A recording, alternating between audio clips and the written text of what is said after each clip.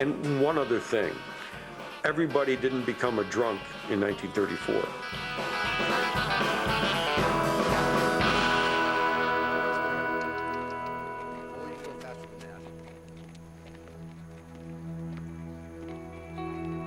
Howard Wooldridge took his oath to serve and protect very seriously.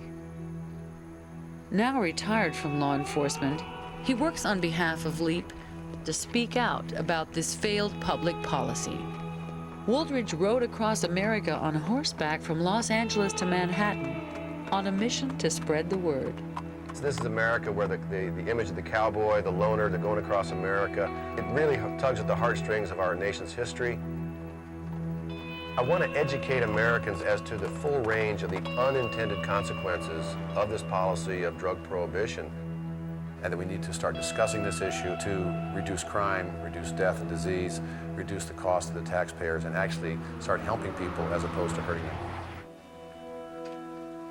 We speak mostly to the unconverted, meaning to people in Lions, Kiwanis, groups like that, Rotaries, church groups. We testify before state legislatures, essentially to give a law enforcement perspective that is unconventional in the sense that we talk about the problems of prohibition, trying to give them something to think about. Absolutely. Very good. Well, good luck to you. Thanks. Howard Wooldridge, our guest this morning. I have a whole range of experiences from the road. I've had a couple people be upset with me. I've had a couple of people threaten to kill me, you know, shoot me right out of the saddle. They're going to go home, get their gun, and just shoot me as they drive by. But that's extremely rare. I know I stopped once and talked to one woman who said she just was so impressed with what I was doing and said, God bless you and keep up the great work. And 30 seconds later, I was a little bit further down the hallway and somebody stopped me and they were ready to take my head off. So it goes up and down all the time. Makes for an interesting day, kind of like police work. Drugs are readily available to America's youth. Unquote. Drugs are easy to buy. A lot of people want to understand, why haven't we eliminated the problem? They need to understand that drug dealers accept as a condition of employment death and long prison terms. They know going into it that's a real possibility anywhere in the world. And we know that there's always someone out there that is stupid enough or greedy enough or desperate enough to become a drug dealer, whether at the bottom or the top. And we arrest thousands and thousands. There's always that someone who will take their place, just like that. Governments, both federal and provincial, are floundering around talking about firearm bans and this and that. Nobody wants to talk about what the root problem is, and it's prohibition. Those gangs are fighting it out over turf and distribution rights. If we legalize drugs tomorrow, we would still have a problem with addictions. Drugs are dangerous, and there would still be problems associated with them. But what would go away are these marketplace problems, the shootings, the beatings, the poisonings. Basically, drug addiction's insanity. I mean, craziest insanity in the world. And so where do you get the money from for your drugs? where do I get the money? Yeah. Do you do rip-offs or what do you do? Oh, but of course. Buy what? That's like I mean, everybody does. distributing non-addictive products. You got to do Well, non-addictive come on products. down You're this redistributing way. the wealth. Very important. Yeah, that's been known, and there's all kinds of ways. Probably 90% of all of the property crimes are committed by drug addicts in order to fund their addictions. Property crime, I'm quite sure, would almost disappear if there was some mechanism by which they didn't have to steal to support their habit. I was a member of the Vancouver Police for 28 years. I haven't been down here for 10 years. I understand that that today there is much more leeway given, which I absolutely agree with, because if we take the drugs off that person, they've got it through prostitution, through drug dealing, through stealing. All they're going to do if we take their drugs off them is they're going to have to go and rob somebody else or break into another car or deal somewhere else. So we haven't really achieved anything. We're really going to create another crime. Okay, this girl turns around. There used to be a set rule, you know, and sisters back sisters and help. She goes and backs a sister and somebody steals her wallet. You know, like There's too many junkies around. Yeah, the whole advantage drug user addict junkie, you know? Well, there are. But if the first hurdle is to get the money, then they have to buy a product or find a dealer who's an honest dealer and isn't going to sell them rubbish or isn't going to sell them, or if it's too strong, they're going to overdose and, you know, they're going to end up in the morgue. So they go through this every day. They're people.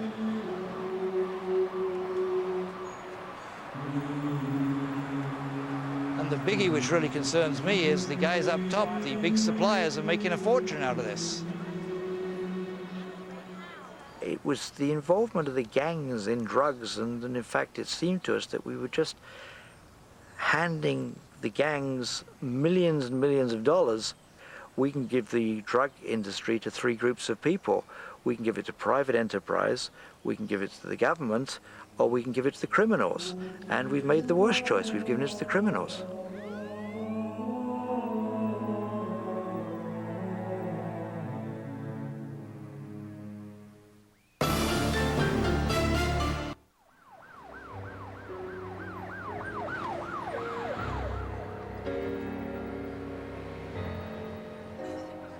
I remained in the downtown east side for many years. A lot of police officers who are down there don't last 1 or 2 years even. The drug issue permeated the whole atmosphere down there.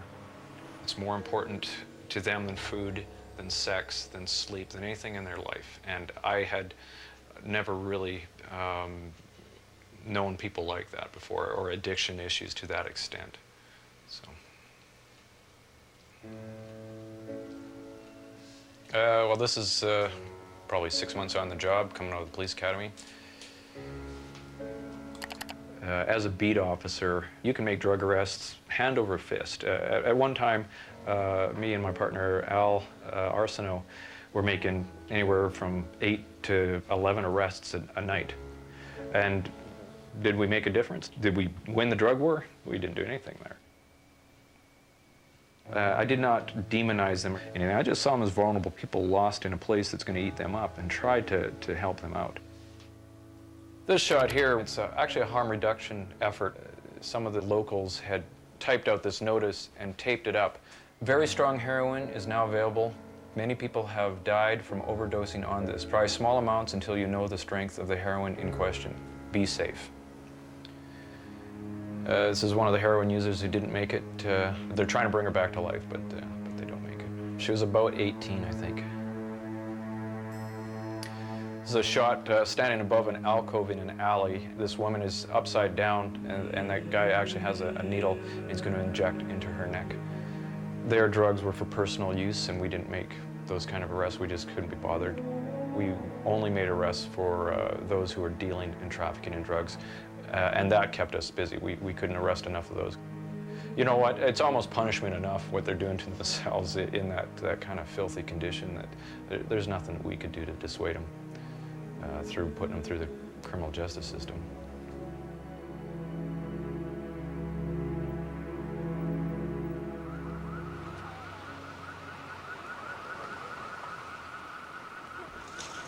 Still smiling. Always.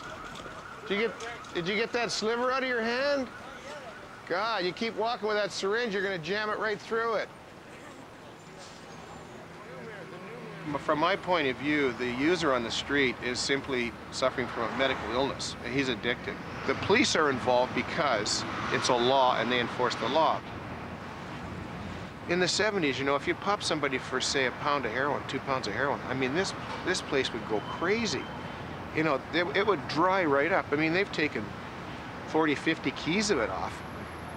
Don't even miss a beat. In fact, in the 90s, they took off 30 keys and the death toll went up. I don't know why, but I mean, that's just that. In the old days, this place would be scratching. You could drive down to Oppenheimer Park and there'd be addicts just in terrible withdrawal. But there's so much of it. There's a glut of it. Larry Campbell was a steelworker from Brantford, Ontario. At 21, he joined the Royal Canadian Mounted Police. The Mounties assigned him to British Columbia, where he worked on the drug squad in the Vancouver area for 8 years.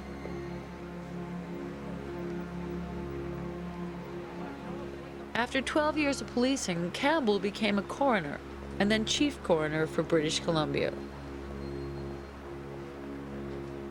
Becoming a coroner, it wasn't the law that I was concerned about. It was that people were dying and why were they dying and what can we do about it? And that was sort of that's the change I had in philosophy, which, was a struggle for a while to figure out exactly, I guess, who was I or who am I?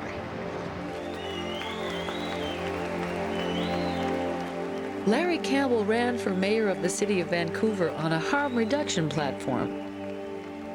He won, and Insight, the first legal supervised safe injection site in North America, was opened.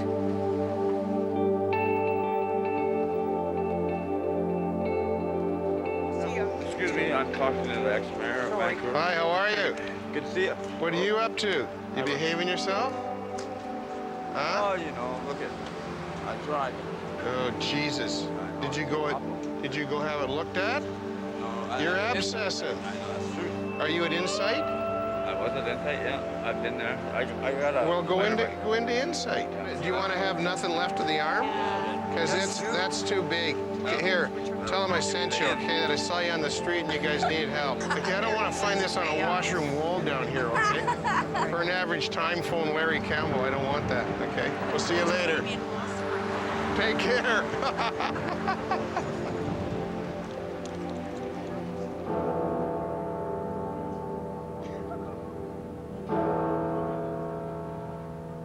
Larry Campbell's life was the inspiration for the hit TV series Da Vinci's Inquest. In 2005, he was appointed to the Senate of Canada. Let's legalize marijuana. Let's just legalize it, okay? It's $7 billion in British Columbia. Let's legalize it. Let's tax the hell out of it. And let's take all that money and put it into healthcare. Straight in, not into general revenue, straight into healthcare. Let's make cocaine and heroin available for prescription use on a doctor's orders. We can work our way out of this. I mean, we can help the people who are addicted. We can prevent people from getting into it by telling them the truth. We can supply on-demand treatment, and we can supply harm reduction just to keep them alive until they're ready to go into that. We came pre-mixed. Normally I would give you the flat pouring it in, but I had to buy it like this. Okay. You could put a bucket of heroin and a bucket of cocaine on every street corner, and still only a certain amount of the population would touch it. Why make it a criminal act? Put people in jail. You're creating work. That's what I think. We imply that every crack user's an addict, every heroin user's an addict. Now, we know economically that's absurd, because we know that if you're a multi-billion-dollar heroin industry, you ain't making multi-billion dollars by selling to addicts. There just isn't enough of them and enough money. You need a huge amount of non-addicted users of these drugs in order to keep your business going.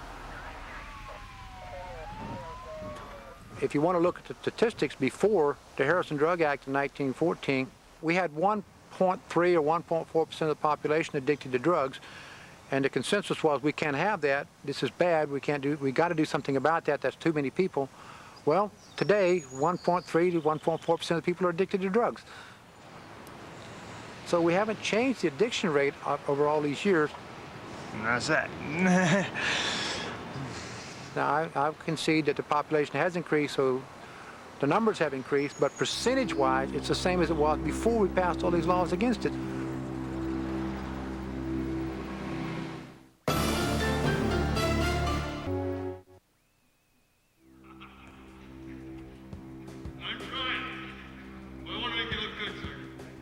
There is collateral damage for those we ask to fight this war. There's no question in my mind that enforcing drug laws has created incredible levels of tension between the community and the police. It has damaged the reputation of the law enforcement agency. It's damaged the relationship. Narcotics enforcement puts cops in an untenable situation. They're enforcing laws that, in many cases, they don't believe in.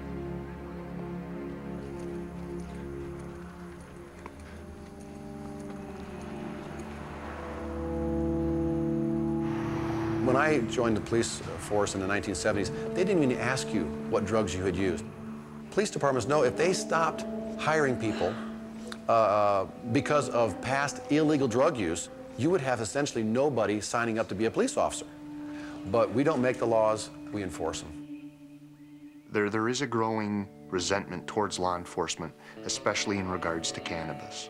When you do have large numbers of the community that are consumers of cannabis, they have a secret. We're supposed to be friendly protectors, not the people that you keep secrets from, unless you have something to hide. And simple possession and use of cannabis isn't, in my opinion, something that should be hidden. Our drug laws have affected the public's view of the police, and in a negative fashion.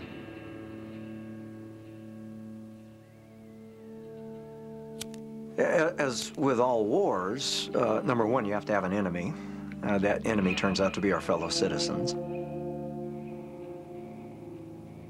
There are conspiracy theorists, for lack of a better term, who believe that when Nixon declared war on drugs, he was purposely declaring war on the black community. Whether that was his intent or not, that has been the effect. We like to gnash our teeth over the breakup of the African-American family. That's been a sort of a recurring theme among politicians and social scientists for decades. And yet